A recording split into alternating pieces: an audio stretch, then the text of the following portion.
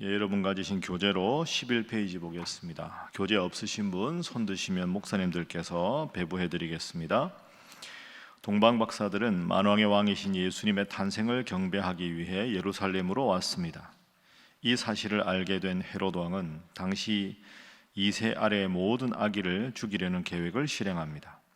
그러나 하나님은 요셉과 가족들이 애굽으로 피신할 수 있도록 인도하셨고 헤롯이 죽은 후에는 다시 이스라엘 땅으로 인도하셨습니다. 결국 예수님의 가족은 나사렛에 정착하여 살게 되었습니다.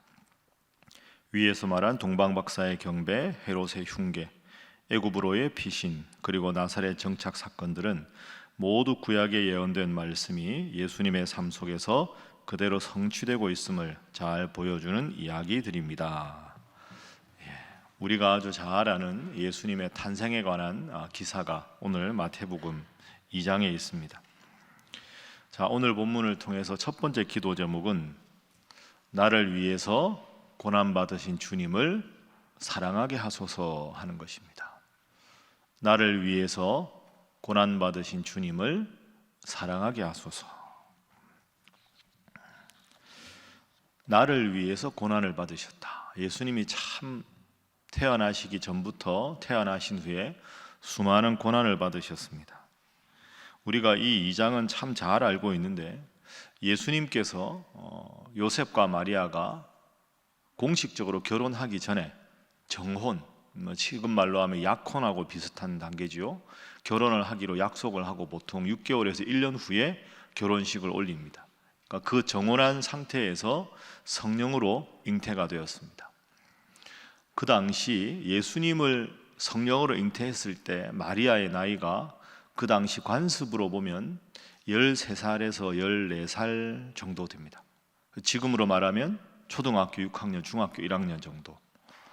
그러니까 물론 그때 나이와 지금 나이를 단순 비교하기는 어렵겠지만 신분이 높은 집안도 아니고 신분도 낮고 미천한 마리아가 아기를 가졌을 때, 그리고 우리가 마태복음 보기 전에 맨 마지막 구약 성경의 예언자가 누구였습니까? 말라기였습니다. 말라기가 활동한 시기가 기원전 430년 정도입니다. 그러니까 말라기에서부터 이 세례 요한과 예수님이 오실 때까지 BC 3년 정도까지 400년이 넘는 기간 동안에는 하나님께서 선지자를 통해서 역사하신 적이 없습니다. 사실은 말라기부터 세례 요한과 예수님 사이의 400년 이상은 영적인 암흑기입니다. 하나님께서 초자연적인 기적도 보여주지 않으셨고 하나님의 선지자가 그 누구도 활동하지 않는 시기.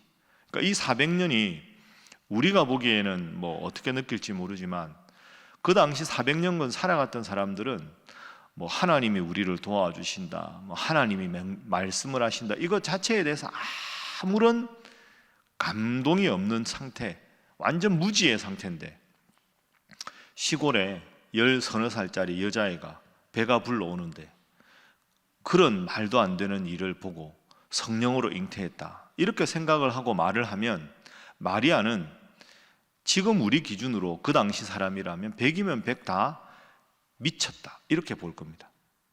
그리고 남편이 될 요셉 입장에서 보면 요셉이 목수 아닙니까? 뭐 가난한 집안의 목수고 자기가 임신을 시킨 적도 없고, 그러니까 예수님은 뱃속에 있을 때부터 저주받은 아이였습니다. 우리는 결과를 다 아니까 뭐 예수님이 뭐 이렇게 생각하지만 그 당시 기준으로 보면 이 마리아가 요즘 기준으로 보면 정말 훌륭한 여인입니다. 스스로 목숨을 끊지 않은 게 다행이라고 여겨질 정도. 요셉도 참 의로운 사람이죠. 예수님은 태어나기 전부터 저주의 대상이었습니다. 태어나서 어떻게 됩니까? 이 동방박사들 오늘 본문에 나오는데 헤롯 왕에게 가서 별을 보고 유대인의 왕으로 오실 자가 어디 계시냐? 헤롯이 깜짝 놀랍니다. 내가 왕인데 무슨 왕이 또 태어나느냐? 아이들 다 죽여버리게 만드니까 애굽으로 피신을 합니다. 나기 전에도 저주덩어리고 태어나자마자 환영도 못 받고 애굽으로 피신하고 돌아와서 또 고통을 당하고 고생을 하다가 또 요셉이 일찍 죽죠. 그래서 예수님은 어떻게 보면 이게 참 소년 가장이 되신 거 아닙니까? 어머니 도와서 목수일하고, 그리고 예수님의 남동생만 성경에 나오는 이름이 4명입니다. 야고보, 요셉, 유다, 시몬. 그럼 예수님 밑에 동생이 4이니까 최소한 아들만 5 아닙니까? 아버지 안 계시고 가난한 목수가 얼마나 고생을 하셨겠습니까? 태어나서 구유에 누이시고. 왜 이렇게 낮은 자리에 오셨을까요? 그것은 나를 품으시기 위해서. 여러분 중에 누구라도 내 인생도 참 기구하다, 나도 참 힘들게 산다, 왜 나만 이렇게 어려운가, 이렇게 생각을 하시다가도 예수님의 태어나서 돌아가신 이야기까지를 쭉 생각해 보면 저절로 고개가 숙여지죠. 예수님은 제일 낮은 자리에 나실 때부터 십자가에 죽으실 때까지 그렇게 사셨습니다. 왜요? 이 세상 모든 사람을 다 품으시기 위해서. 하나님은 몰라, 예수님도 내 이 아픔을 몰라, 이렇게 말씀하시는 그 누구에게도 다시 예수님 생각하면 예수님은 나보다 더 심하셨구나, 더 힘드셨구나, 그렇게 느껴야 예수님이 내가 너를 사랑한다 했을 때 그 말을 받을 수가 있는 거죠. 가장 낮은 자리에 오신 주님, 왜 그렇습니까? 나의 구원자가 되기 위해서 낮은 자리에 오셨다. 이거 꼭 기억하시고 더 주님 사랑하며 더 주님 이름 부르며 살아가는 여러분 되시기를 주님 이름으로 축복합니다. 자, 2번째 기도 제목은 지금 여기에서 주님께 인정받는 성도로 살게 하소서 하는 것입니다. 지금 여기에서 주님께 인정받는 성도로 살게 하소서.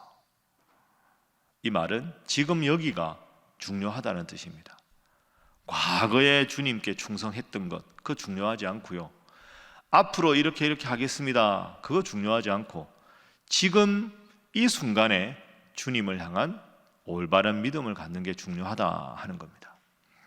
자, 오늘 본문 말씀 우리가 잘 아는 말씀인데 우리 4절 말씀 한번 보죠. 자, 1절 2절에 보면 동방박사들이 옵니다. 2절에 유대인의 왕으로 나시니가 어디 계시냐 하니까 3절 보십시오.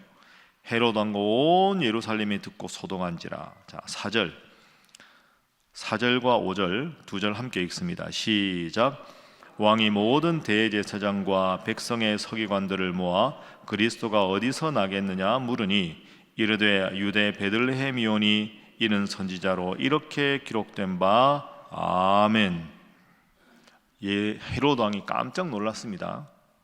온 예루살렘이 듣고 소동합니다. 유대인의 왕이라니까. 헤롯 왕이 제일 마음이 급했겠죠. 자, 4절에 모든 대제사장과 백성의 서기관들을 다 모아서 구원자라고 하는 메시아가 어디서 나겠느냐?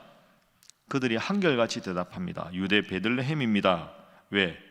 이 미가서 5장 2절에 6절에 나온 예언이 나와 있거든요. 예, 유대 베들레헴입니다. 한마디의 망설임도 없어 주저함도 없이 이렇게 말을 합니다. 그런데 어떻게 됩니까? 예수님이 태어나시지요. 예수님이 태어나십니다. 그런데 다시 생각해 보십시오.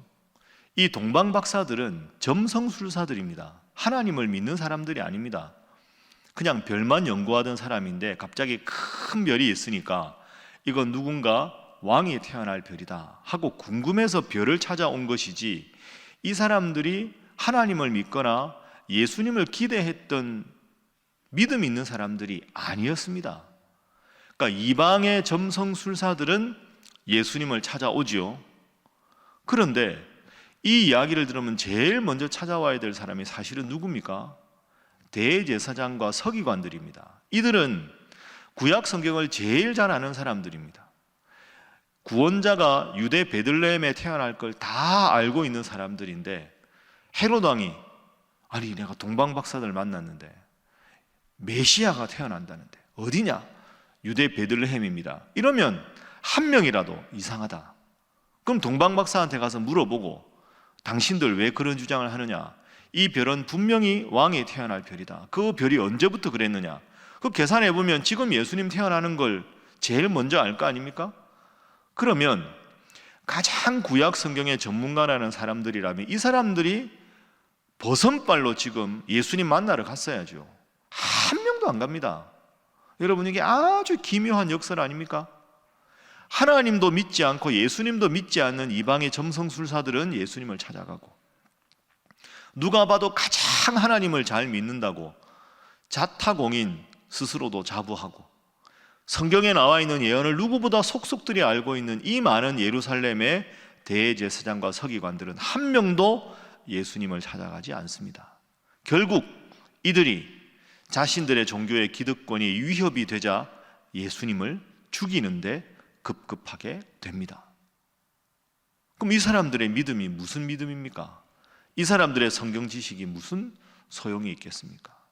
하나님에 대해서 알고 예수님에 대해서 알지만 정작 하나님의 마음을 헤아리지 못하고 예수님의 태어나심을 기뻐하지 못한 사람들이 이 사람들입니다. 오늘 그래서 이 질문을 하는 겁니다. 우리들한테. 당신은 지금 어떻습니까? 저는 목사니까, 신학교 졸업했다, 내가 목사다, 내가 예수님 수십 년 믿었다, 그런 거 하나도 중요한 게 아니라는 거죠.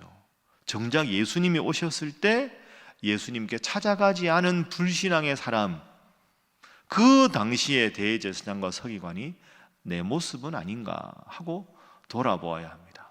오늘 새벽기도 나오신 여러분, 영상으로 새벽기도 함께 하시는 분들, 여러분이 가장 복된 분들인 줄로 믿습니다.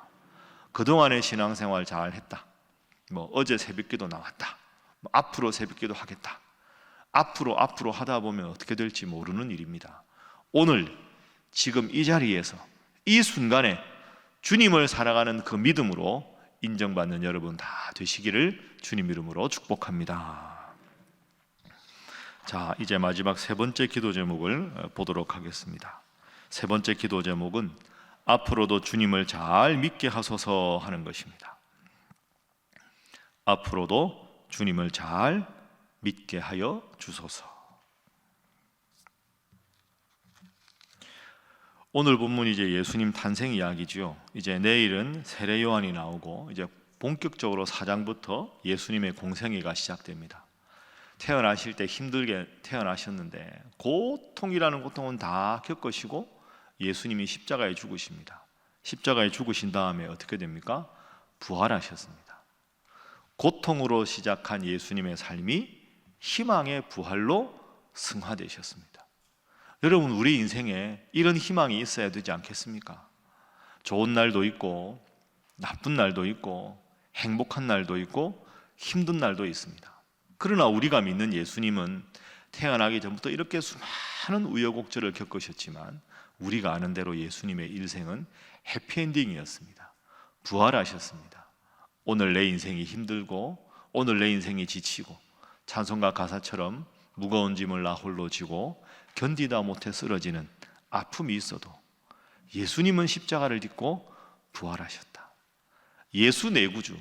그러면 내가 이렇게 힘들고 어려워도 이를 악물고 기도하고 견디면 부활하신 주님께서 나와 함께 하시고 나에게도 기쁜 날을 주실 것이다. 이 믿음을 지금부터 한결같이 가지시고 그 믿음으로 말씀 한 구절 한 구절 읽어가면서 여러분의 인생에 기쁨의 눈물로 갚아주실 주님 기다리며 기대하며 기도하며 더욱더 이 새벽에 나와 하나님 말씀 열심히 묵상하고 말씀 붙잡고 여러분 기도하시기를 주님 이름으로 축복합니다. 함께 기도합니다. 하나님 감사합니다. 오늘도 예수님의 탄생 이야기를 함께 묵상하게 하시니 감사합니다. 나의 구원자가 되기 위해서 고난받으신 내 구주 예수님, 평생 지금 이 순간에 내가 주님을 사랑하는 마음으로 살아가게 하시고 과거에 잘했던 것 다 배설물처럼 흘러버리고 앞으로 잘하겠다는 그 믿음의 공수표 날리지 말고 오늘 이 시간에 오늘 하나님 잘 믿고 예수님을 사랑하는 마음으로 주님께 인정받는 신앙인 되게 하여 주시옵소서. 주님, 부활의 주님으로 우뚝 서신 주님 바라보며 내 인생의 고통을 믿음으로 잘 승화시켜 믿음 생활 잘 하게 하여 주시옵소서. 그런 믿음 생활 잘하는 우리 신일의 성도들 되게 하시고 우리 신일의 목회자들 되게 하시고 우리 신일교회가 되게 하여 주시옵소서. 함께 기도합니다. 주여 믿습니다. 주여 믿습니다. 주여 믿습니다.